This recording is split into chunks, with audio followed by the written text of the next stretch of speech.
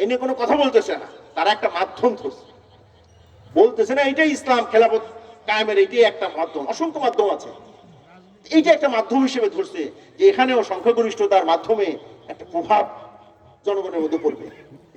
আর নাসু আলা দিন মুলুকিহিম, মানুষ তার, আপনি দেখেন শামসুল হক ফরিদপুর রহমতুল্লাহর কাছে দেখা করতে গেছে বঙ্গবন্ধু শেখ মুজিবুর রহমান, তো যাই এই কোট দেখে কাকে হুজুর আপনার কোটটা ভালো লাগছে, তো হুজুর দিয়ে দিচ্ছি, এই কোট সে পরে মুজিব কোট, অথচ এই কোট গুলো এই দেশের ওলামায়ে কেরামের হযরত মাদানী রহমতুল্লাহ এই কোট পড়েছেন, শাইখুল হিন্দ হযরত মাহমুদ হাসান দেওবন্দি রহমতুল্লাহ এরকম কোট পড়েছেন, আমাদের বড় বড় আকরামের দিন এরকম কোট পড়েছেন, তাহলে এটা তো মুজিব কোট হইতে পারে না, উনি কোন একজন আলেমের পড়া পড়ছে।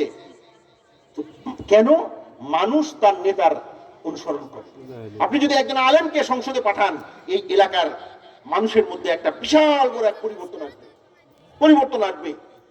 যে আজিজ সাহেব আলেম হয়ে সে যখন সংসদে গেছে, আমিও আমার সন্তানকে কি করাই, আলেম বানাই, ঘরে ঘরে ইনশাল্লাহ আলেম তৈরি হবে, পুরো একটা দ্বীনি পরিবেশ এখানে কায়েম হবে ইনশাআল্লাহ তাআলা।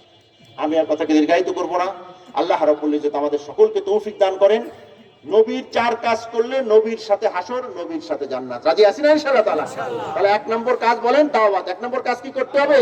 দাওয়াত। 2 নম্বর কাজ হলো আত্মশুদ্ধি। 2 নম্বর কাজ বলেন আত্মশুদ্ধি বা তাজকিয়া নফস। নবীর 3য় কাজ হলো কোরআন এবং হাদিসের তালিম। আর 4র্থ কাজ হলো আল্লাহর জমিনে আল্লাহর দ্বীনকে প্রতিষ্ঠা করা। রাজি আছি ভাই কাজ করার জন্য? আল্লাহ আমাদের সকলকে তৌফিক দান করেন। ওয়া দাওয়ানা আনিল হামদুলিল্লাহি রাব্বিল আলামিন। আসসালামু আলাইকুম ওয়া রাহমাতুল্লাহি ওয়া বারাকাতুহু। আলহামদুলিল্লাহ।